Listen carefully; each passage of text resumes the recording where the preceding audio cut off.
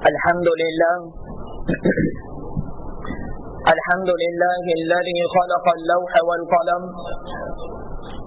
علم الإنسان ما لم يعلم والصلاة والسلام على رسوله الذي أرسل إلى العرب والعجم وعلى آله وصحبه الذين هم بحور العلوم والحكم. أما بعد فأعوذ بالله من الشيطان الرجيم. بسم الله الرحمن الرحيم. والعصر إن الإنسان لفي خسر إلا الذين آمنوا وعملوا الصالحات وتواصوا بالحق وتواصوا بالصبر.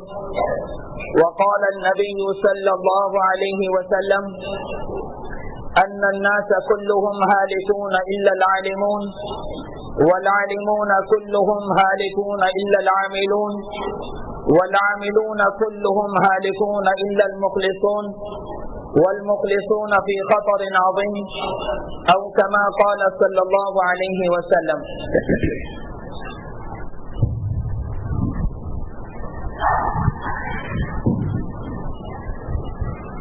میرے محترم بھائیوں، دوستوں اور بزرگوں، اللہ تبارک و تعالی اس سورت مبارکہ کے اندر قسم کھا رہے ہیں، اور یہ قسم قرآن کریم کی آخری قسم ہے. قرآن کریم کی سب سے پہلی قسم اللہ تعالیٰ نے 5ویں سپارے میں کھائی. فلا وربك لا يؤمنون حتى يحكموك فيما شجر بينهم. یہ قرآن کریم کی سب سے پہلی قسم ہے، اور قرآن کریم کی سب سے آخری قسم جو اللہ تبارک و تعالی کھا رہے ہیں وہ سورۃ العصر کے اندر ہے. والعصر، والعصر قسم ہے زمانے کی. یہاں زمانے کی قسم کھائی اس لیے کہ زمانے کے اندر انسان موجود ہے، اور اس زمانے کے اندر اس انسان نے کامیابی بھی پائی اور اس انسان نے ناکامی بھی پائی. اسی زمانے کے اندر قارون، فرعون، حامان، شداد اور دیگر بڑے بڑے بادشاہ آئے اور ناکام ہوئے، اور زمانے نے ان کو دیکھا کہ سب چیز ہونے کے باوجود وہ ناکام ہوئے، اس لیے زمانے کی قسم کھائی. حضرت حسین بن علی رضی اللہ تعالیٰ عنہ نے آخری شعر جو پڑھا تھا وہ یہی پڑھا تھا: اف لک یا دہر من قلیلی کم من اس لک او جلیلی. زمانے تو نے کبھی کسی سے وفا نہ کی، افسوس تجھ پر کہ تم نے کبھی کسی سے وفا نہ کی، تو نے ہمیشہ لوگوں کو چن چن کر ہلاک کیا. تو والعصر قسم زمانے کی. ان الانسان لفی خسر، کہ سفینہ انسانیت وہ خسارے میں ہے. یہ فی کا لفظ بتا رہا ہے کہ سفینہ انسانیت خسارے میں ہے. اس آیت کا پہلا ترجمہ ہوا کہ والعصر، کہ زمانے کی قسم. دوسرا ترجمہ جو مفسرین نے فرمایا ہے کہ والعصر، کہ عصر کے وقت کی قسم. مفسرین نے عصر کے وقت کی قسم کا ترجمہ کیوں کیا؟ تو عصر کے وقت کا ترجمہ اس لیے کیا کہ سورج نکلتا ہے صبح کے وقت اور غروب ہوتا ہے غروب آفتاب کے وقت. تو عصر کے وقت کی قسم کھا کر بتا رہے ہیں اللہ تعالیٰ کہ سورج کے غروب ہونے میں وقت نہیں ہے، بہت کم وقت باقی ہے. سورج کے غروب ہونے میں بہت کم وقت باقی ہے، تو انسانیت کے فنا ہونے میں بہت کم وقت باقی ہے.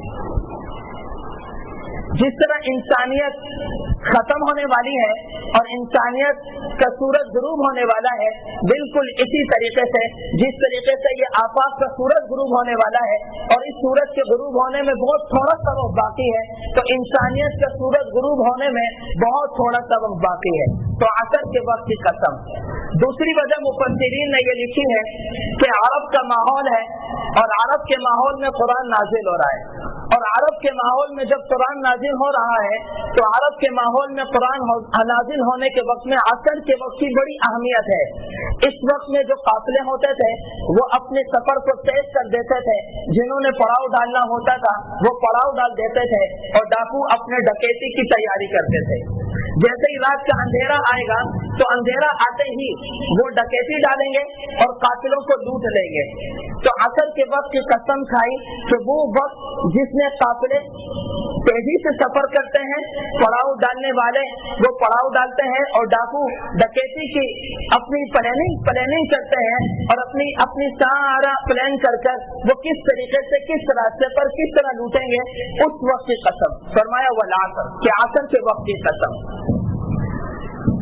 تیسرا ترجمہ جو مفسرین نے کیا ہے وہ بہت خوبصورت ہے کہ والعصر کہ پورے قرآن کریم کے خلاصے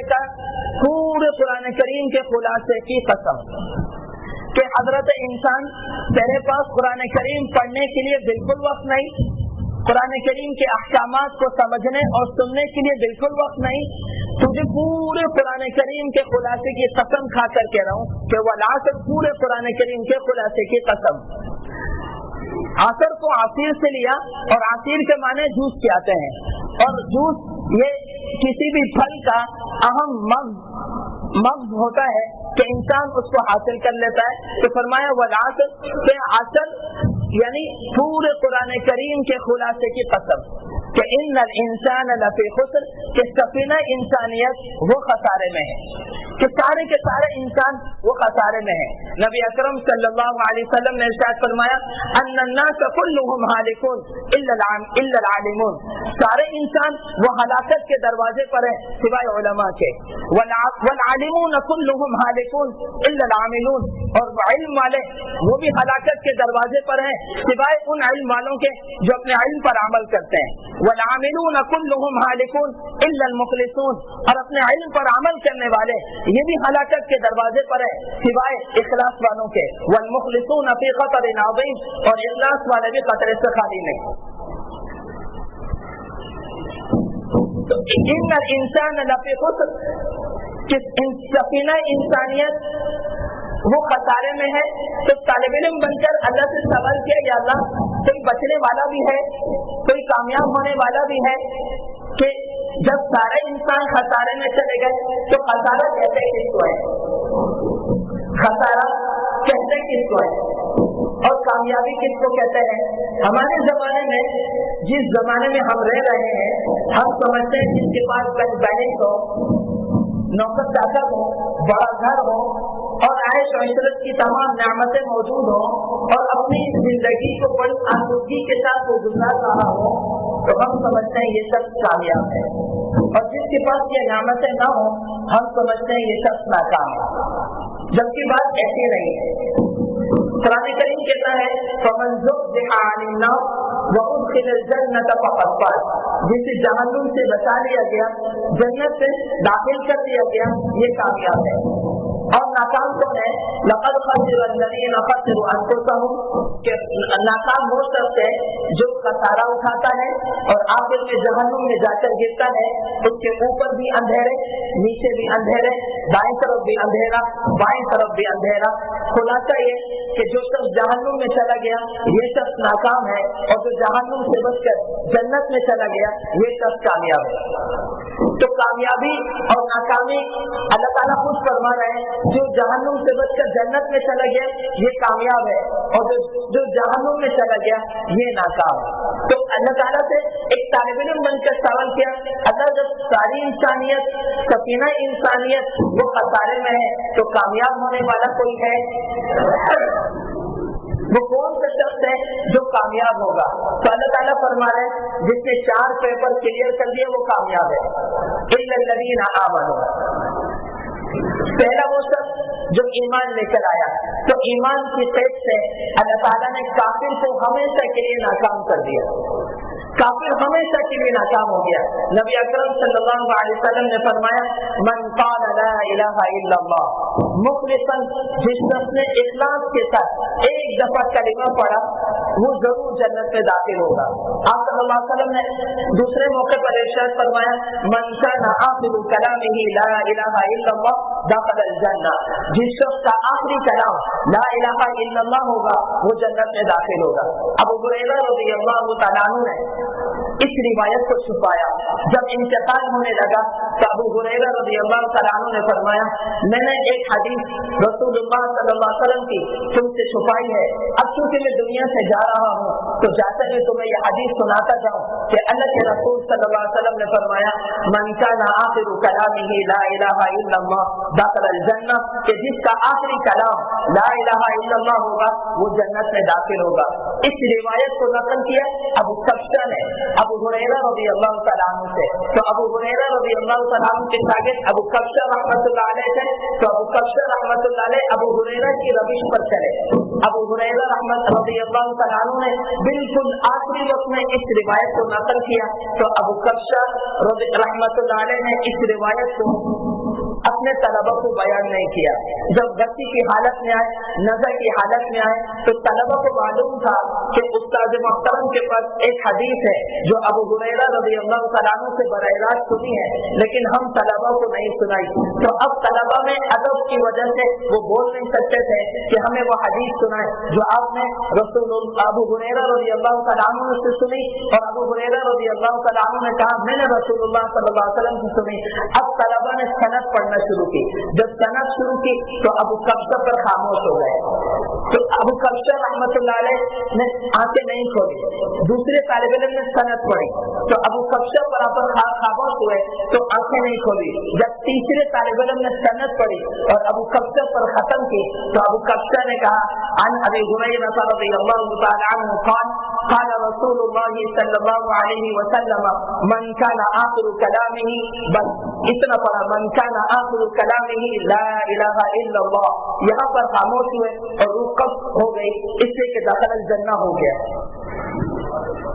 मुफस्सिरीन फरमाते हैं कि जब अबू कब्शा ने अल्लाह ताला ने अबू कब्शा रहमतुल्लाह अलैह की ज़बान से हदीस को जारी फरमाया और अबू कब्शा रहमतुल्लाह अलैह हदीस को पढ़ने लगे और कहने लगे, मन काना आखिरु कलामिही ला इलाहा इल्लल्लाह, तो ला इलाहा इल्लल्लाह उनका आखिरी कलाम बना। तो दाखिल जन्नत उन्हें कहने की जरूरत न पड़ी, रूह कब्ज़ हो गई। चूंकि आखिरी कलाम ला इलाहा इल्लल्लाह था तो उनकी रूह अमली तौर पर जन्नत में दाखिल हो गई। तो फरमाया दाखिल जन्नत।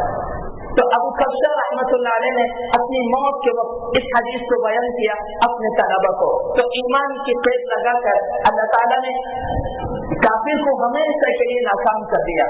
जब आखिरी मुसलमान जहन्नुम से निकलेगा अपने ईमान की वजह से और वो जन्नत में दाखिल होगा तो उस वक्त काफिर कहेगा, या लैतनी कुन्तु तुराबा, काश में मट्टी होता। या फिर काफिर कहेगा, रुबमा यवद्दुल लज़ीना कफरू लौ कानू मुस्लिमीन, काश एक दफा कलमा तो पढ़ लिया होता, आज जहन्नुम से निकलकर मैं जन्नत में चला जाता। तो ईमान की कैद लगाकर अल्लाह ताला ने काफिर को हमेशा के लिए नाकाम कर दिया। ईमान बुनियाद है। आप सल्लल्लाहु अलैहि वसल्लम ने फरमाया, बुनियाद इस्लाम अला खम्स, इस्लाम की बुनियाद 5 चीजों पर है। शहादत अल्ला इलाहा इल्लल्लाह, सबसे पहली चीज वो अल्लाह की गवाही देना कि अल्लाह एक है। और ईमान बुनियाद है और अखलाक उसकी छत है। अगर ईमान ना होगा बुनियाद ना होगी, अखलाक ना होंगे तो छत ना होगी। तो ईमान, हमारा दीन ईमान से शुरू होता है और अखलाक पर खत्म हो जाता है। और हमारे दीन का सबसे मुश्किल सबक है ही अच्छे अखलाक। तो ईमान की कैद लगाकर अल्लाह ताला ने काफिर को हमेशा के लिए नाकाम कर दिया। तो फरमाया, हाँ वो शख्स जो ईमान लेकर आए वो कामयाब हो जाएगा। फिर फरमाया वआमिलुस सालिहात, दूसरा पर्चा और दूसरा पेपर क्या है कि वो नेक और सालिह अमल करे। इस तरह ईमान भी हो, ईमान के साथ अमल सालिह हो। तो अमल सालिह की कैद लगाकर अल्लाह तबारक व तआला ने उस ईमान वाले को नाकाम कर दिया जिसके पास ईमान तो है लेकिन अमल सालिह नहीं है। सिर्फ उसने ईमान लाया, अल्लाह के रसूल सल्लल्लाहु अलैहि वसल्लम पर ईमान लेकर आया, लेकिन न नमाज, न रोजा, न ज़कात, न हज, उसके पास कोई अमल सालिह नहीं। तो अमल सालिहात के कैद लगाकर अल्लाह ताला ने उस ईमान वाले को नाकाम कर दिया जिसके पास अमल सालिह नहीं। कुरान करीम की 2 आयतों को इस आयत के साथ जोड़ता हूँ कि अगर इंसान के पास अमल सालिह हो तो अल्लाह ताला दुनिया में उसके साथ क्या बर्ताव करते हैं, और अगर उसके पास अमल सालिह हो तो दुनिया के साथ आखिरत में अल्लाह ताला उसके साथ क्या अमल करते हैं। तो अल्लाह ताला फरमाते हैं, من عمل صالحا من ذکر او انثى وهو مؤمن فلنحيينه حیاتا طیبہ. اس آیت کا تعلق دنیا سے ہے کہ من عمل صالحا جس شخص نے نیک اور صالح عمل کیا من ذکر او انثى مرد میں سے ہو عورت میں سے ہو شرط لگائی وهو مؤمن کہ وہ ایمان والا ہو. تو اس سے پتہ چلا کہ دنیا کے اندر عمل صالح اس وقت کارآمد ہوگا جب دنیا کے اندر عمل صالح اس وقت کارآمد ہوگا جب ان کے پاس ایمان بھی ہوگا. قرآن کریم کے اندر اللہ تعالیٰ نے ارشاد فرمایا من عمل صالحا من ذکر او انثى وهو مؤمن فلنحيينه حیاتا طیبہ. تو یہ آیت اس کا تعلق دنیا سے ہے کہ اللہ تعالیٰ ارشاد فرما رہے ہیں کہ جس شخص نے نیک عمل کیا مرد ہو یا عورت ہو وهو مؤمن اس حال میں کہ وہ مومن ہے. تو وهو مؤمن کی قید لگا کر اللہ تعالیٰ نے اس شخص کو نکالا جو ایمان والا تو نہیں ہے لیکن اس کے پاس عمل صالح ہے. عمل صالح ہے ایمان نہیں ہے تو اس کے لیے قرآن کریم نے کہا ہباء منثورا. اس کے تمام اچھے اعمال وہ دنیا میں ہی ختم کر دیے جائیں گے. آخرت میں جب ہمارے پاس آئے گا اس کے لیے کچھ بھی نہیں ہوگا صرف اور صرف اس کے سارے اعمال کا بدلہ اسے دنیا میں دے دیا جائے گا. تو وہو مؤمن عمل صالح کے ساتھ ایمان کی قید لگائی. اگر یہ دنیا کے اندر ہے عمل صالح کرتا ہے اور عمل صالح کے ساتھ ایمان بھی اس کے ساتھ موجود ہے تو اللہ فرماتے ہیں فَلَنُحْيِيَنَّهُ حَيَاةً طَيِّبَةً. ہم اللہ کہتے ہیں کہ ہم اسے ضرور بھی ضرور دنیا میں بہترین زندگی عطا کریں گے. ہم اس کی دنیا کی زندگی کے ذمہ دار ہیں. اگر یہ عمل صالح کر لے اور ایمان بھی اس کے پاس ہو تو ہم گارنٹی دیتے ہیں یہ دنیا کے اندر بہترین زندگی گزارے گا اور عیش و عشرت کی زندگی گزارے گا. لیکن آج کا نوجوان یہ کہتا ہے کہ پہلے میں نوکری صحیح کر لوں, میں کاروبار ٹھیک کر لوں, میں شادی کر لوں, میں گھر آباد کر لوں, پھر نماز کے لیے آؤں گا, پھر میں نیک عمل کے لیے آؤں گا. جبکہ اللہ تعالیٰ فرماتے ہیں کہ تو نیک عمل کر, ایمان کے ساتھ تیری زندگی کو بہترین بنانا وہ ہمارا کام ہے. تو عمل صالح کر, تیری زندگی کو سکون بخشنا وہ ہمارا کام ہے. تمہارے ذمہ جو کام ہے تم وہ کرو, ہمارے ذمہ کام ہے وہ ہم کریں گے. لیکن اگر انسان عمل صالح نہ کرے تو آیا اللہ تعالیٰ اس کی زندگی سے سکون لے لیتے ہیں؟ کیا اللہ تعالیٰ اس سے رزق لے لیتے ہیں؟ نہیں, اس سے اللہ رزق نہیں چھینتے, اللہ اس کا رزق بند نہیں کرتے. اس کا رزق اس سے ملتا رہتا ہے آخری سانس تک اور آخری لمحے تک. لیکن اس آیت کا تعلق دنیا کی زندگی سے ہے کہ من عمل صالحا من ذکر او انثى وهو مؤمن فلنحيينه حیاتا طیبہ ولنجزینهم اجرهم باحسن ما كانوا يعملون. اس جز کا تعلق آخرت کے ساتھ ہے کہ جب یہ ہمارے پاس آئے گا ہم اسے بہترین بدلہ دیں گے. لیکن اللہ تعالیٰ نے دوسری جگہ فرمایا ان الذین آمنوا وعملوا الصالحات, وہ لوگ جو ایمان لے کر آئے اور ایمان کے ساتھ عمل صالح کر آئے لہم جنات تجری من تحتها الانہار ذلک الفوز الکبیر. اللہ تعالیٰ نے ایمان اور عمل صالح کے ساتھ قید لگائی کہ ایمان لے کر آئے, ایمان کے ساتھ عمل صالح کیا تو ہم انہیں باغات عطا کریں گے اور جس کے نیچے سے نہریں جا رہی ہوں گی تو ذالک الفوز الکبیر, یہ سب سے بڑی کامیابی ہے.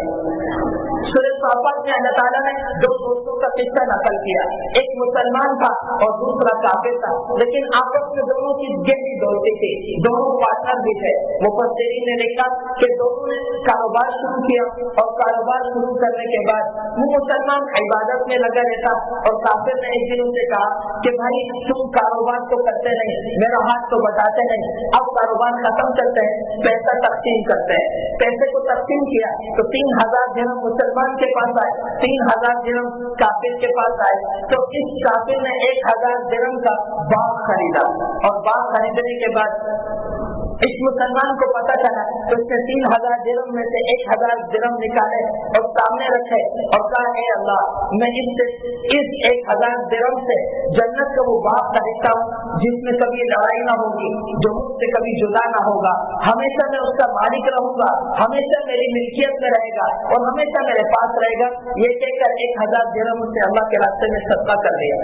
پھر سے پتا چلا تو اس کے ساتھی نے 1000 درہم کے غلام اور बालियां खरीदी और कुछ नौकर खरीदे जो बागबानी करे उस बाग की, तो उस मुसलमान ने 1000 दिरहम अपने कीमती असासे से निकाले और निकाल कर सामने रखे। कहा अल्लाह इससे उस हूर को मांगता हूँ जो हमेशा मेरे पास रहेगी, और उन गुलामों को मांगता हूँ जो हमेशा मेरे पास रहेंगे और मेरी खिदमत में रहेंगे। वो हूर मुझसे कभी बेवफाई न करेगी, वो गुलाम मेरी कभी नाफरमानी न करेंगे, हमेशा अदब से मेरे सामने झुके रहेंगे। ए अल्लाह ये मैं इसके बदले तुझसे वो हूर और गुलमान मांगता हूँ जिसका वादा उस कुरान करीम में आपने किया है। तो वो 1000 दिरहम अल्लाह के रास्ते में खर्च कर देता है। फिर उससे पता चलता है उसने इलाके की एक खातून को पैगाम निकाह भिजवाया, और पैगाम निकाह भिजवाने के बाद उसका हक महर 1000 दिरहम मुकर्रर किया। तो फिर उसने 1000 दिरहम फिर निकाले और निकाल कर कहा ए अल्लाह इस 1000 दिरहम से उस हूर से मेरा निकाह कर दे जिसका वादा तूने एक मोमिन और सच्चे मुसलमान के लिए किया है। वो हमेशा मेरे पास रहेगी और हमेशा जवान रहेगी, कभी उस पर बुढ़ापा नहीं आएगा और न कभी मुझ पर बुढ़ापा आएगा। ये कहकर इसने 1000 दिरहम वो भी अल्लाह के रास्ते में खर्च किए। अब अल्लाह ताला ने इस किस्से का जिक्र कुरान करीम में नहीं किया, कुरान करीम में सिर्फ उनकी बातों को नकल किया। कुरान करीम कहता आपस में जन्नत में ऐसे मजलिस लगी होगी और साथी बैठे हुए होंगे और बातें कर रहे होंगे, आपस में बातें कर रहे होंगे।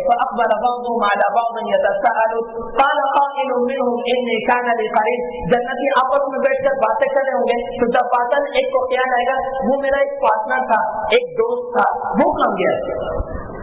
فأقبل بعضهم على بعض يتساءلون قال قائل منهم إني كان لي قرين يقول أئنك لمن المصدقين। وہ مجھے کہتا تھا تم آخرت پر ایمان لاتے ہو، تم جنت پر ایمان لاتے ہو، تم جہنم پر ایمان لاتے ہو، ایسی باتوں کی بھی کوئی تصدیق کرتا ہے۔ أَإِذَا مِتْنَا وَكُنَّا تُرَابًا وَعِظَامًا أَإِنَّا لَمَدِينُونَ، جب ہم مر جائیں گے، مٹی ہو جائیں گے، ہڈیاں بالکل ختم ہو جائیں گی، أَإِنَّا لَمَدِينُونَ، ہمیں بدلہ دیا جائے گا۔ آپ سے نوائی رسول اللہ صلی اللہ علیہ وسلم کے پاس آیا اور اس نے بوسیدہ ہڈی اپنے ہاتھ میں لی تھی، تو عاصم بن وائل نے اس کو دونوں ہاتھوں سے ایسے مسلا، وہ چکنا چور ہو گئی، اس کا برادہ بن گیا۔ پھر اس نے پھونک مار کر اس کو اڑایا اور کہنے لگا محمد کیا قیامت کے دن تیرا رب اس ہڈی کو بھی زندہ کرے گا؟ تیرا رب قیامت کے دن اس ہڈی کو بھی زندہ کرے گا؟ تو اللہ نے قرآن نازل کیا اولم یری الانسان انا خلقناه من نطفة فاذا هو خصيم مبين والانعام خلقها لكم فيها دفء ومنافع، کہ اللہ تعالیٰ فرماتے ہیں اولم یری الانسان انا خلقناه من نطفة، انسان اپنی پیدائش کی طرف نہیں دیکھتا، ہم نے اسے ایک نطفے سے پیدا کیا، فاذا هو خصيم مبين، آج جب یہ طاقتور ہوا تو آج یہ میرے خلاف جھگڑالو بن کر آیا اور مجھے کہتا ہے کہ کون پیدا کرے گا؟ تو اللہ کہتا ہے اَيَحْسَبُ الْإِنسَانُ أَن لَّن نَّجْمَعَ عِظَامَهُ، انسان یہ گمان کرتا ہے ہم اس کی ہڈیوں کو جمع نہیں کر سکتے۔ بلا، ضرور بھی ضرور کریں گے، بلکہ کیا کریں گے؟ أَن نُّسَوِّيَ بَنَانَهُ، ہم انگلیوں کو پاؤں کو بھی جمع کریں گے۔ یہ ہڈیوں کی باتیں کرتے ہیں۔ عَلَىٰ أَن نُّسَوِّيَ بَنَانَهُ، ہم انگلیوں کے پاؤں کو بھی جمع کریں گے۔ یہ فنگر پرنٹ کبھی کسی کے ملتے نہیں ہیں، کسی بھی انسان کے فنگر پرنٹ کسی کے ساتھ نہیں ملیں گے، ہڈی دوسری ہڈی سے مل جائے گی لیکن فنگر پرنٹ کبھی نہیں ملیں گے۔ اللہ تعالیٰ نے فرمایا المستوی بنانا، ہم اس کے فنگر پرنٹ کو بھی جمع کریں گے۔ یہ ہڈیوں کی باتیں کرتے ہیں۔ تو وہ نوجوان جنت میں کہے گا کہ وہ ہمیں کہتا تھا یقول أَإِنَّكَ لَمِنَ الْمُصَدِّقِينَ أَإِذَا مِتْنَا وَكُنَّا تُرَابًا وَعِظَامًا أَإِنَّا لَمَدِينُونَ قَالَ هَلْ أَنْتُمْ مُطَّلِعُونَ۔ ابھی جنت والے بات کر رہے ہوں گے تو بیچ میں اللہ آئے گا، یہ اس قالا کا فاعل اللہ ہے کہ اللہ کہے گا هَلْ أَنْتُمْ مُطَّلِعُونَ، تم اسے دیکھنا چاہتے ہو؟ وہ کہیں گے اللہ ضرور دیکھنا چاہتے ہیں۔ تو فَاطَّلَعَ فَرَآهُ فِي سَوَاءِ الْجَحِيمِ، اللہ جنت سے کھڑکی کھولے گا تو اسے جہنم کے وقت میں پائیں گے، وہ جہنم کے وقت میں ہوگا۔ فرآه في سواء الجحيم قال تالله إن كدت لتردين ولولا نعمة ربي لكنت من المحضرين۔ اب اپنے دوست کو مخاطب کر کے کہے گا ارے کہا تیری بات مانتا آج تیرے ساتھ ہوتا، خدا کی قسم اگر اللہ کی نعمت نہ ہوتی، ولولا نعمة ربي لكنت من المحضرين، میں تیرے ساتھ ہوگا۔ اب ما نحن بمیتین، اب دوبارہ ہم پر موت آئی تھی، الا موتتنا الاولى، بس وہی پہلی موت ہے جو دنیا میں آئی تھی، اب موت نہیں آئے گی. یہ جہنم سے پھر پکارے گا کس کو؟ جنت والوں کو. ونادى اصحاب النار اصحاب الجنہ ان افیضوا علینا من الماء، ہم پر ایک پانی کا ایک قطرہ تو بہا دو. جہنم والے جنت والوں کو کہیں گے کہ ایک پانی کا ایک قطرہ، ایک گھونٹ ہمیں دے دو، بہت پیاسے ہیں. تو جنت والے کہیں گے اللہ نے اس کو جہنم والوں پر حرام قرار دے دیا، یہ تم پر حرام ہے، اب تم اس کو استعمال نہیں کر سکتے. تمہارا کھانا کیا ہے؟ ان شجرۃ الزقوم طعام الاثیم کالمہل یغلی فی البطون، زقوم ان کا کھانا ہوگا. طعام الاثیم، اثیم کا لفظ اللہ لے کر آئے، کافر کا لفظ لے کر نہیں آئے. کافر کا لفظ لے کر آتے تو وہ مومن جو گناہگار ہے وہ اس سے نکل جاتا، لیکن اللہ کہہ رہا ہے طعام الاثیم، یہ گناہگاروں کا کھانا ہوگا. اگر ایمان ہے، عمل صالح نہیں ہے، اسے جہنم میں جا کر ٹریٹمنٹ ملے گی، بھوک ملے گی، تو بھوک کے اندر یہ زخم ملے گا جو حلق میں آ کر پھنس جائے گا، نہ نیچے اترے گا نہ اوپر جائے گا. تو دوسرا پیپر ہے عامل الصالحات کا کہ ایمان لے کر آئے، ایمان کے ساتھ عمل صالح کرے. آپ صلی اللہ علیہ وسلم نے فرمایا العلم بلا عمل کشجر بلا ثمر، علم بغیر عمل کے ایسا ہے جیسے درخت ہو اور بغیر پھل کے ہو.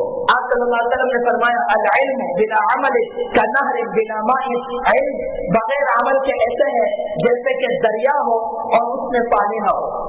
حسن بصری رحمۃ اللہ علیہ فرماتے ہیں کہ میں اور ایک نوجوان بصرہ کی گلیوں میں چل رہے تھے، اور بصرہ کی گلیوں میں سے چلتے چلتے ہم بازار سے گزرے.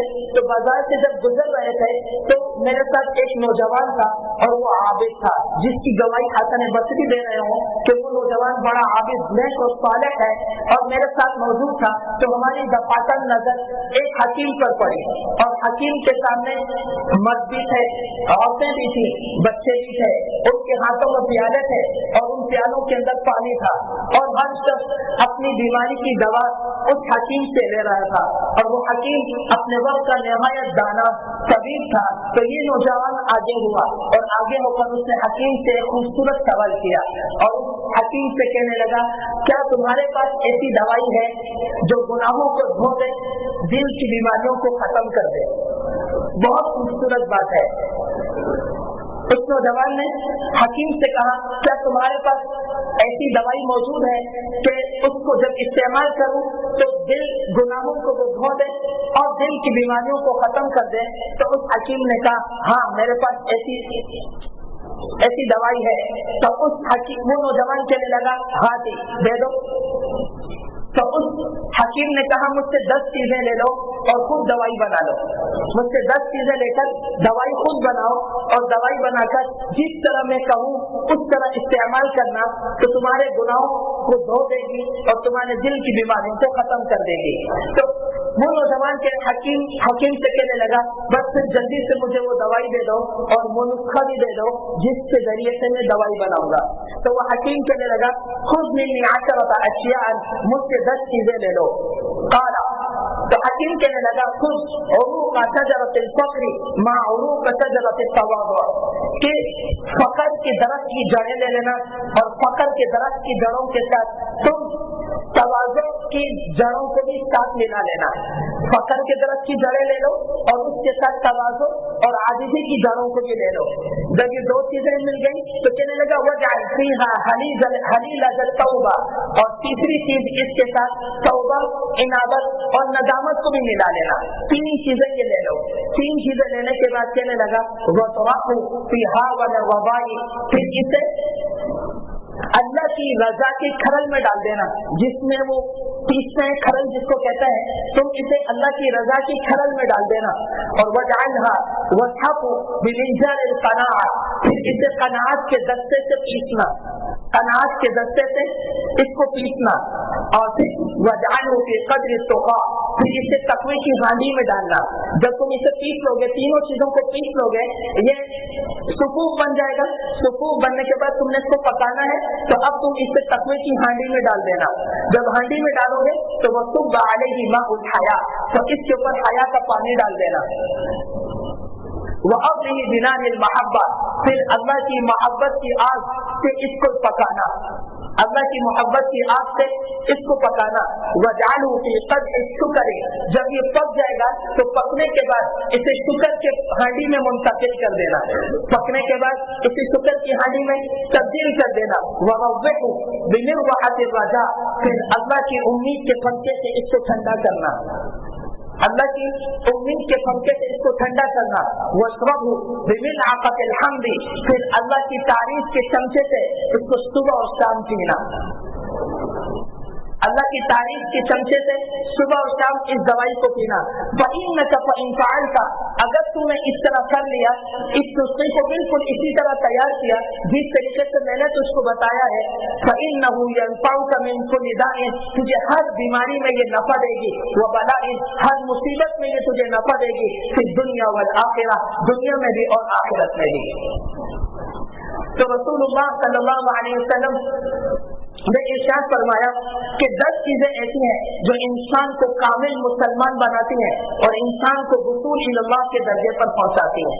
वो 10 चीजें क्या है? तो क़ाल नबी सल्लल्लाहु अलैहि वसल्लम, आप सल्लल्लाहु अलैहि वसल्लम ने इरशाद फरमाया, ला यकूनु अल-अब्दु फिस समाई वला फिल अर्दि मुमिनन हत्ता यकूना वसूलन, कि जमीन और आसमान में कोई बंदा भी वो अल्लाह के कुर्ब को हासिल नहीं कर सकता।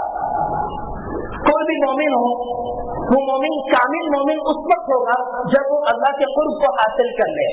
जब अल्लाह के कुर्ब को हासिल कर लेगा तो वला यकूनु वसूलन हत्ता यकूना मुस्लिमन, वो अल्लाह के कुर्ब को हासिल नहीं कर सकता जब तक वो मुसलमान ना हो जाए।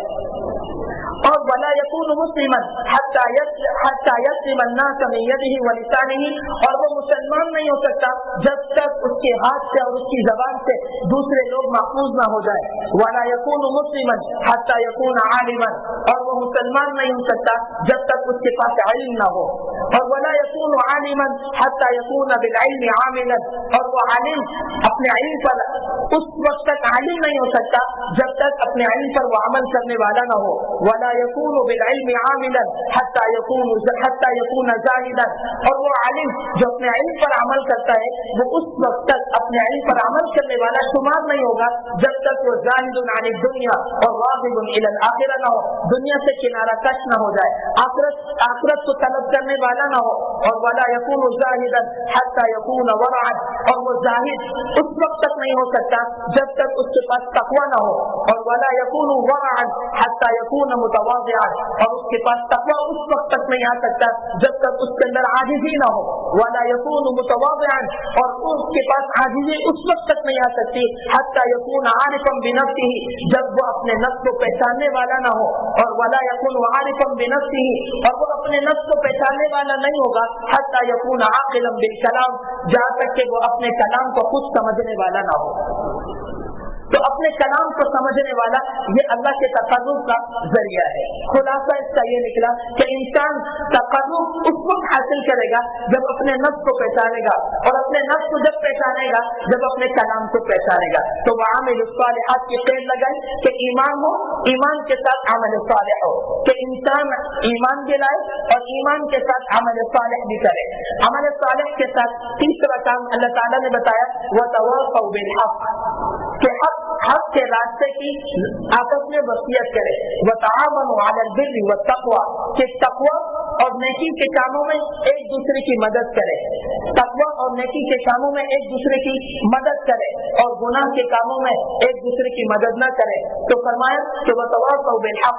हज़रत अबू बकर सिद्दीक़ रज़ियल्लाहु तआला अन्हु का इंतकाल होने लगा तो अबू बकर सिद्दीक़ रज़ियल्लाहु तआला अन्हु ने बगैर शूरा के मशवरे के, बगैर किसी से मशवरा करने के अपने हज़रत उमर इब्न ख़त्ताब रज़ियल्लाहु तआला अन्हु को खलीफा मुक़र्रर किया। और जब खलीफा मुक़र्रर किया तो खलीफा मुक़र्रर करने का ऐलान कर दिया। हज़रत मूसा अशअरी रज़ियल्लाहु तआला अन्हु तशरीफ लाए, और लाने के बाद कहने लगे, अबू बकर तुम अल्लाह को जाकर क्या जवाब दोगे? इंतहाई सख्त मुतशद्दिद इंसान को तुम हम पर एक खलीफा मुक़र्रर कर जा रहे हो। तो अबू बकर सिद्दीक़ रज़ियल्लाहु तआला अन्हु ने इरशाद फरमाया, मैं अल्लाह को ये जवाब दूंगा, ए अल्लाह, मैं उस शख्स को खलीफा मुक़र्रर कर जा रहा हूँ जो तेरी किताब को, तेरे नबी की सुन्नत को और हक रास्ते की वसीयत करने को सबसे سے زیادہ جانتا ہے روئے زمین پر، اس سے زیادہ کتاب اور سنت اور حق راستے کی پہچان کسی کے پاس نہ تھی، میں اس شخص کو خلیفہ مقرر کر کے جا رہا ہوں۔ تو وتواصوا بالحق، تیسرا پیپر بتایا کہ انسان حق کے راستے کی وصیت کرے، اس میں مدرسین بھی شامل ہیں، مدارس، اس میں تبلیغ بھی شامل ہے، اس میں خانقاہ بھی شامل ہے، ہر وہ راستہ جو حق کو جاتا ہے اور جنت کو جاتا ہے وہ وتواصوا بالحق کے اندر شامل ہے۔ جو انسان کسی حق راستے کے ساتھ جڑا ہوا ہے اور اس راستے کے ساتھ اخلاص کے ساتھ لگا ہوا ہے وہ وتواصوا بالحق کا مصداق ہے، وہ وتواصوا بالحق کا مصداق ہے۔ حضرت مولانا الیاس صاحب رحمۃ اللہ علیہ کے حالات میں لکھا ہے کہ حضرت مولانا الیاس صاحب رحمۃ اللہ علیہ فرماتے تھے کہ جب میں 3 دن فروزہ لگا کر آتا ہوں تو 3 دن فروزے کی جماعت کے بعد لوگ اپنے گھروں کو جاتے تھے، میں رائے پور جا کر رائے پوری کی خانقاہ میں جاتا تھا۔ تو کسی نے حضرت سے پوچھا حضرت اس کا کیا فلسفہ ہے کہ آپ رائے پور جاتے تھے اور حضرت رائے پوری رحمۃ اللہ علیہ کی خانقاہ میں جاتے تھے؟ فرمانے لگے کیونکہ ہمارے ہاں گشت کا سلسلہ ہے اور ہر شخص کے ساتھ ہمیں ملنا ہوتا ہے، تو ہر شخص کے اعمال کی گرد و غبار، اس کی گناہوں کی گرد و غبار وہ انسان پر آتی ہے، یا پھر کوئی ہمیں کہتا ہے حضرت حضرت حضرت آپ تو بڑے حضرت ہیں، تو رائے پور جا کر رائے پوری کی خانقاہ میں جاتا ہوں، قدموں بیٹھ کر وہ سارے حضرت حضرت کا جو ایک دماغ میں خناسیت آتی ہے وہ ساری اتر جاتی ہے، حضرت رائے پوری رحمۃ اللہ علیہ اس کو اپنی جگہ پر لے آتا ہے اور میرا دل بالکل صاف ستھرا ہو جاتا ہے۔ تو فیروزے سے آ کر لوگ گھر جاتے تھے اور میں فیروزے سے آ کر رائے پور جا کر حضرت رائے پوری رحمۃ اللہ علیہ کی خانقاہ میں جاتا تھا۔ ہمارے جتنے بھی اکابرین گزرے ہیں، تبلیغ سے تعلق رکھنے والے ہوں، تعلیم و تعلم سے تعلق رکھنے والے ہوں، جتنے بھی اکابر گزرے ہیں، ان تمام اکابرین کا تعلق کامل اللہ والوں کے ساتھ رہا ہے۔ حضرت خلیل احمد سہارنپوری رحمۃ اللہ علیہ جب مدرسے میں آتے تھے تو شیخ الحدیث تھے، اور جب خانقاہ میں بیٹھتے تھے تو ایک ولی کی حیثیت سے اور ایک پیر کی حیثیت سے بیٹھتے تھے۔ حضرت شیخ الحدیث مولانا زکریا کاندھیلوی رحمۃ اللہ علیہ بہت شرارتی تھے اور بہت شرارت کرتے تھے۔ دور حدیث کا سال تھا، طالب علم ہوتا ہے۔ امام شافعی رحمۃ اللہ علیہ 13 سال کی عمر سے حدیث پڑھا رہے تھے۔ جب حدیث پڑھا رہے تھے تو سامنے بڑے بڑے علماء موجود تھے، تو امام شافعی رحمۃ اللہ علیہ ایک درخت کے نیچے تھے اور حدیث کا درس دے رہے تھے۔ تو امام شافعی رحمۃ اللہ علیہ نے دیکھا کہ 2 چڑیا درخت پر ایسے لڑ رہی تھی اور لڑتے لڑتے وہ زمین پر گری، تو امام شافعی رحمۃ اللہ علیہ نے اپنی ٹوپی سے چڑیا کو پکڑا، تو سامنے بیٹھے ہوئے علماء نے اس کو ناپسند کیا کہ اللہ نے علم کا اتنا بلند مقام دیا کہ چھوٹی سی عمر میں حدیث پڑھا رہے اور بچوں کی طرف کھیل رہے۔ تو سب بھاگ گئے، ان کے چہروں سے بھاگ گئے کہ یہ کیا کہنا چاہتے ہیں اور کیا نہیں کہنا چاہتے۔ تو امام شافعی رحمۃ اللہ علیہ نے بے ساختہ فرمایا الصبی الصبی ولو کان ابن النبی، بچہ تو بچہ ہے، نبی کا بچہ کیوں نہ ہو۔ الصبی الصبی ولو کان ابن النبی، بچہ تو بچہ ہے، نبی کا بچہ کیوں نہ ہو۔ تو حضرت شیخ الحدیث مولانا زکریا کاندھیلوی رحمۃ اللہ علیہ لاڈ پیار میں پلے تھے، ایک طرف مولانا یحییٰ کاندھیلوی رحمۃ اللہ علیہ تھے، ایک طرف حضرت مفتی رشید احمد گنگوہی رحمۃ اللہ علیہ تھے۔ حضرت مفتی رشید احمد گنگوہی رحمۃ اللہ علیہ جب بھی تشریف لاتے تھے اور اپنی مسجد پر بیٹھتے تھے تو شیخ الحدیث مولانا زکریا کاندھیلوی رحمۃ اللہ علیہ بھاگتے ہوئے آتے تو گلے سے لپٹ جاتے، اپنے چہرے کو حضرت کے گال سے لگاتے، جس طرح بچہ اپنے باپ سے اور بڑوں سے محبت سے لپٹ جاتا ہے تو حضرت شیخ الحدیث صاحب رحمۃ اللہ علیہ لپٹ گئے۔ پھر لاڈلے بھی تھے، صاحبزادے بھی تھے، تو لاڈلے اور صاحبزادے ہونے کی وجہ سے پھر شرارتی بھی تھے، تو شرارت کرتے تھے۔ تو دور حدیث کا سبق تھا، حضرت خلیل احمد سہارنپوری رحمۃ اللہ علیہ سبق پڑھا رہے تھے تو شرارت کی، تو حضرت نے فرمایا آج تمہیں سزا دوں گا، آج تمہیں سزا دوں گا۔ تو دونوں طلبا کو لیا، دونوں کو پلر سے باندھا، تو ایک کو بھی پلر سے باندھا، دوسرے کو بھی پلر سے باندھا۔ جب دوسرے کو باندھا تو کہنے لگا حضرت میں اپنے نفس کو ذلیل کرنے کے لیے نہیں آیا، میں تو علم حاصل کرنے کے لیے آیا ہوں، اگر آپ مجھے سزا دیتے ہیں اور میرے نفس کو ذلیل کرتے ہیں میں ندوہ میں جا کر علم حاصل کروں گا۔ حضرت نے کہا ہاں تم صحیح کہہ رہے ہو، میں تمہارے نفس کو ذلیل نہیں کرنا چاہتا، تم ندوہ میں جا کر پڑھ لو۔ شیخ الحدیث مولانا زکریا کاندھیلوی رحمۃ اللہ علیہ کو مخاطب کر کہا ہاں بھائی تم کیا چاہتے ہو؟ کہا حضرت میں تو آپ کا غلام ہوں، ذلیل کرو مارو پیٹو جو کچھ کرو میں تو آپ کا غلام ہوں۔ پھر کہنے لگے پھر تو میں تمہیں باندھوں گا، باندھ دیا۔ تو صبح سے شام تک باندھے رکھا۔ تو شیخ الحدیث صاحب رحمۃ اللہ علیہ فرماتے ہیں تھا تو شرارتی इस बंदे ने मुझे शेखुल अजीज बनाया। जब लोगों ने मुझे कंधे पर उठाया तो मुझे हजरत खलील अहमद सहारनपुरी रहमतुल्लाह अलैह का वो बांधना याद आया कि हजरत ने मुझे बांधा। जब मैंने कहा मैं आपका गुलाम हूँ तो हजरत ने कहा गुलाम हो तो फिर बन जाओ पिलर के साथ, और मुझे बांध दिया। तो ये अल्लाह वाले बसा औकात इंसान की तरबियत इस तरह फरमाते हैं। तो वतवासौ बिल हक के हक रास्ते की वसीयत फरमाते हैं कि एक दूसरे को हक रास्ते की वसीयत करते हैं। दीन के शोबे हैं और दीन के जितने भी शोबे हैं इन तमाम शोबों के अंदर इंसान लग जाए, और जिस शोबे के अंदर इंसान लग जाए इखलास के साथ लग जाए और फिर उस शोबे के साथ जुड़ा रहे यहाँ तक के उससे मौत आ जाए और अपने ईमान की हिफाजत करे और ईमान की हिफाजत कर कर वो दुनिया से चला जाए। इसे वतवासौ बिल हक कहते हैं। अबू अय्यूब अंसारी रज़ी अल्लाह तआला अन्हु कुस्तुनतुनिया के जिहाद में जब साथ चल रहे थे तो 85 साल से ज़ायद की उम्र हो गई थी। बाद मुहद्दिसीन फरमाते हैं कि 85 साल की उम्र नहीं थी बल्कि 105 साल की उम्र थी जब कुस्तुनतुनिया के जिहाद में अबू अय्यूब अंसारी रज़ी अल्लाह तआला अन्हु तशरीफ ले गए। तो अबू अय्यूब अंसारी रज़ी अल्लाह तआला अन्हु जब कुस्तुनतुनिया के जिहाद में जा रहे थे तो बहुत ज्यादा बीमार थे। तो अमीरुल मोमिनीन से इजाजत ली कि मैं चाहता हूँ कि मरूं भी अल्लाह के रास्ते में, दफन भी अल्लाह के रास्ते में हूँ। तो अगर अमीरुल मोमिनीन ने उनको इजाजत दी और इजाजत देने के बाद फिर सिपह सलार से फरमाने लगे जब मेरी मौत अल्लाह के रास्ते में हो जाए तो मेरी लाश को दफन न करना, मेरी लाश को वहां दफन करना जहाँ से तुम मदीना वापस आओ। जब तक तुम मदीना वापस न हो और तुम्हारा सफर चलता चला जाए तो मुझे दफन न करना। जिस कोने से तुम्हारा वापसी का इरादा हो वहां पर मुझे दफन करना। इत्तिफाक की बात थी कुस्तुनतुनिया के अंदर टर्की में मौजूद है। कुस्तुनतुनिया में अबू अय्यूब अंसारी रज़ी अल्लाह तआला अन्हु का इंतकाल हो गया। सहाबा ने मशवरा किया कि ये ईसाइयों की बस्ती है और इस बस्ती के अंदर सारे ईसाई रहते हैं और ये अल्लाह के रसूल सल्लल्लाहु अलैहि वसल्लम के मेजबान भी है, अल्लाह के रसूल सल्लल्लाहु अलैहि वसल्लम के मामू भी है। और आप सल्लल्लाहु अलैहि वसल्लम ने हिजरत करने के बाद जब आप मदीनतुल मुनव्वरा तशरीफ लाए तो सबसे पहले जिस घर में आपने इरादा फरमाया रुकने, जिस घर में आप रुके वो अबू अय्यूब अंसारी रज़ी अल्लाह तआला अन्हु का घर था।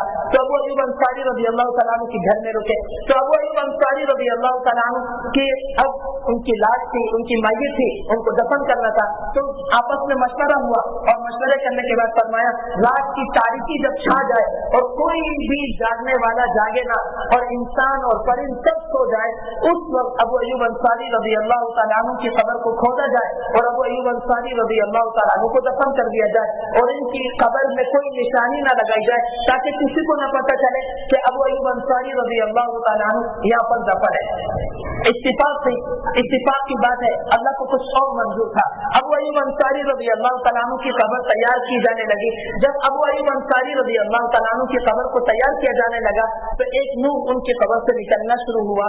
जैसे जैसे कुदान लगती गई, कब्र तैयार होती गई तो वो नूर फैलता चला गया। उसने इर्द गिर्द की सारी आबादी को मुनव्वर कर दिया, रोशन कर दिया।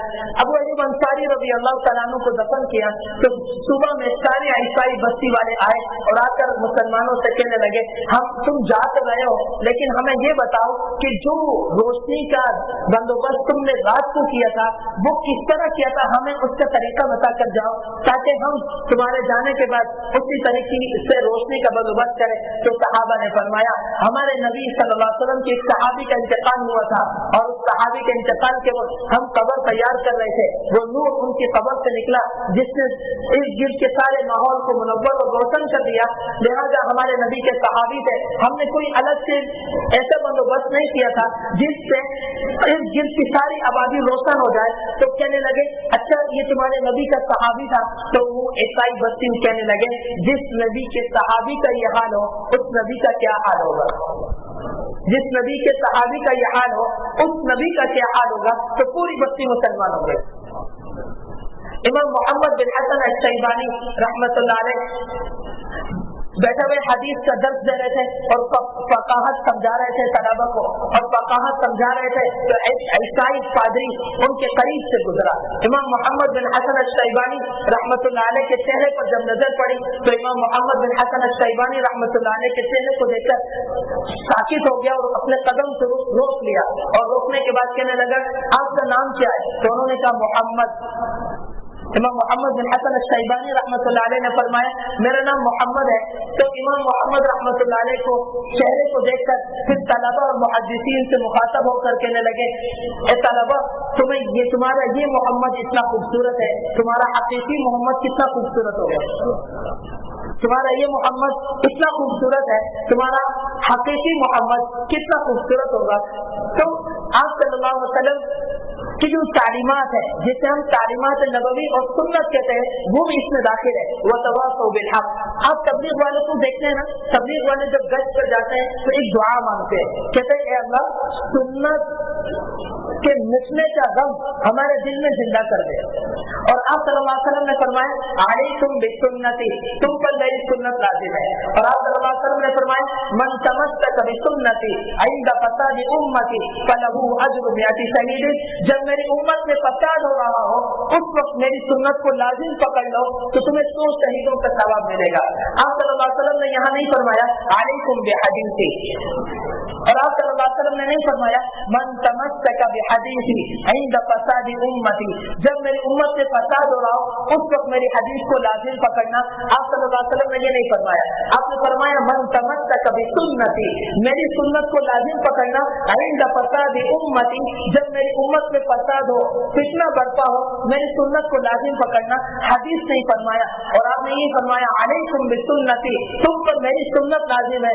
آپ نے یہ نہیں فرمایا علیکم بحدیثی. کیوں؟ یہاں 3 نقطے محدثین نے نقل فرمائے ہیں کہ علیکم بسنتی فرمایا, علیکم بحدیثی نہیں فرمایا. 3 نقطے کیا ہیں؟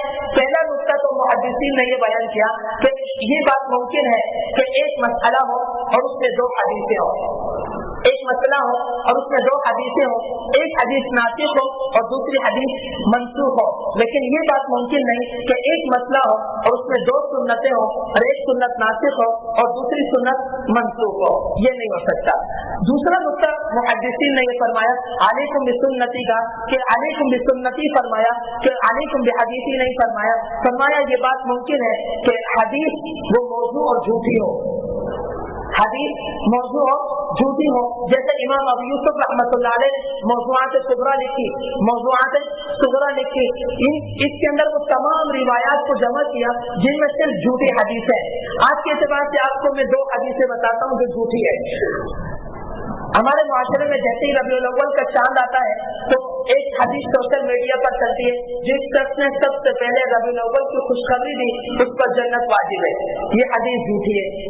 دوسری حدیث کیا چلتی ہے کہ جس شخص نے ماہ رمضان المبارک کی خوشخبری سب سے پہلے دی اس پر جنت واجب ہے. یہ حدیث جھوٹی ہے.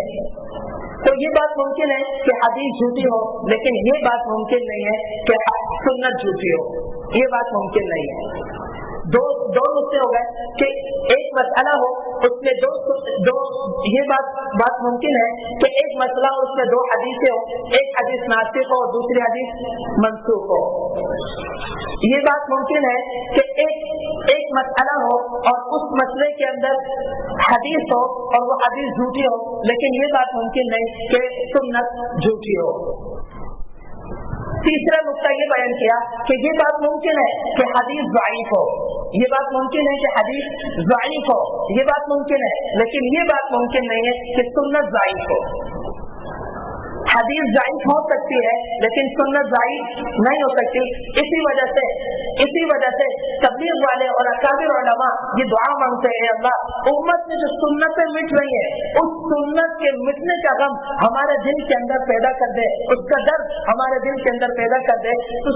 وہ تواصوا بالحق کہ حق کے راستے کی آپس میں ایک دوسرے کے ساتھ وصیت فرماتے تھے کہ ایک دوسرے کو وصیت کرتے تھے کہ وہ تواصوا بالحق. اور شاعر لکھتا وہ صحابہ اکرام رضی اللہ تعالی علیہم اجمعین ہے. قادسیہ کا میدان ہے اور قادسیہ کے میدان میں عمر بن الخطاب رضی اللہ تعالیٰ عنہ خلیفہ مقرر ہوئے اور سپہ سالار خالد بن ولید رضی اللہ تعالیٰ عنہ ہے. حضرت عمر رضی اللہ تعالیٰ عنہ نے سب سے پہلا کام اپنی خلافت کو سنبھالنے کے بعد یہ خط لکھا اور قادسیہ کے میدان میں بھیجا, خالد تمہیں جیسا میرا خط ملے تم امانت سے معزول ہو, تمہاری مرضی, تم چاہے تو مأمور بن کر لڑو, تمہاری مرضی تم واپس آ جاؤ. تو خالد بن ولید رضی اللہ تعالیٰ عنہ نے جب خط کو پڑھا تو اس اس میں لکھا تھا میرا خط ملتے ہی تم معذور ہو اور امارت عمر ابن عاص رضی اللہ تعالیٰ عنہ کو دے دینا. تو عمر ابن عاص رضی اللہ تعالیٰ عنہ کی طرف امارت کو حوالے کیا. تو عمر ابن عاص نے فرمایا خالد اس وقت بہت مشکل وقت ہے, اس وقت بہت مشکل وقت ہے, آپ جنگ کے بعد امارت معزول کر دینا, آپ امارت معزول جنگ کے بعد کرنا, جنگ تک آپ امیر رہے, جب تک فتح نہ ہو اس وقت تک آپ امیر رہے. کہنے لگے امیر المؤمنین کا حق ملے, خالد بن ولید پھر بھی امیر رہے, ایسا نہیں ہو سکتا. تو عمر ابن عاص رضی اللہ تعالیٰ عنہ نے فرمایا کہ بس ٹھیک ہے, اگر تم یہ بات نہیں مانتے تم بحیثیت امیر ہونے کے کہ میں امیر ہوں, بحیثیت امیر ہونے کے میں تمہیں امیر بناتا ہوں کہ تم امیر ہو, جھنڈا اپنے ہاتھ میں رکھو. اس لیے کہ اگر دشمن کو اس وقت پتہ چل گیا کہ آپ معذور ہو گئے تو دشمن ہم پر غالب ہے, تو وہ ویسے ہی اور غالب ہو جائے گا.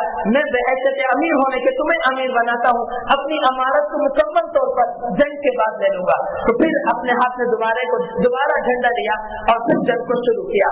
پھر ایک موقع آیا, ابو موسیٰ اشعری رضی اللہ تعالیٰ عنہ, بات دور سے سنیں, ایک موقع آیا ابو موسیٰ اشعری رضی اللہ تعالیٰ عنہ, رات کا اندھیرا تھا تو خالد بن ولید رضی اللہ تعالیٰ عنہ کو سمجھ رہے تھے کہ خالد بن ولید رضی اللہ تعالیٰ عنہ گزر رہے تو سمجھ رہے عمر بن الخطاب ہے. تو خالد بن ولید رضی اللہ تعالیٰ عنہ وہ نہیں تھے بلکہ عمر بن الخطاب تھے. تو مخاطب کر کہنے لگے خالد عمر نے تیرے ساتھ اچھا نہیں کیا. کہنے لگے کیوں؟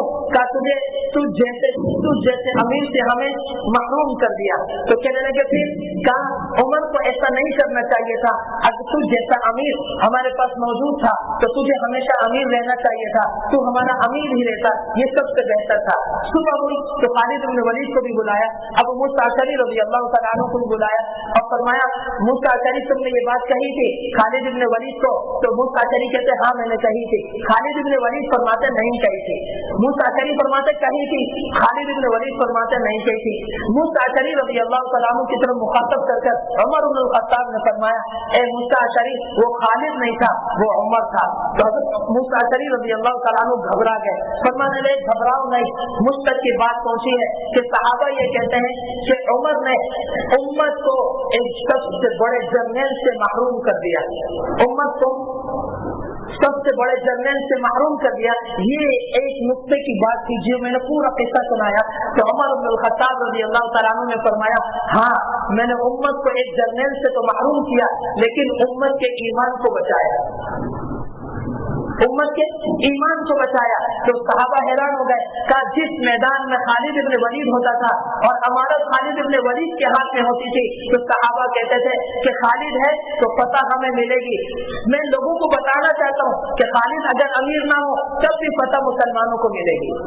میں نے امت کے ایمان کو بچایا, اگر سے میں نے امت کو ایک جرنیل سے محروم کیا. تو وتواصوا بالحق کہ حق کے راستے کی وصیت فرماتے تھے. اور آخری بات وتواصوا بالصبر, وتواصوا بالصبر کہ آپس میں ایک دوسرے کو صبر کی وصیت فرماتے تھے. یہ سب سے آخری بات ہے اور اللہ تعالیٰ نے یہ آخری بات فرمائی وتواصوا بالصبر کہ آپس میں ایک دوسرے کو صبر کی وصیت کرتے تھے. تو صبر کی وصیت کرنے کا کیا مطلب ہے؟ تو صبر کی وصیت کرنے کا مطلب یہ ہے کہ جیسے فائنل ہوتا ہے فائنل, اور فائنل کے اندر دو ٹیمیں ہوتی ہیں اور یہ دو ٹیمیں ٹاپ کلاس کی ہوتی ہے لیکن ایک جیتتا ہے اور ایک ہارتا ہے.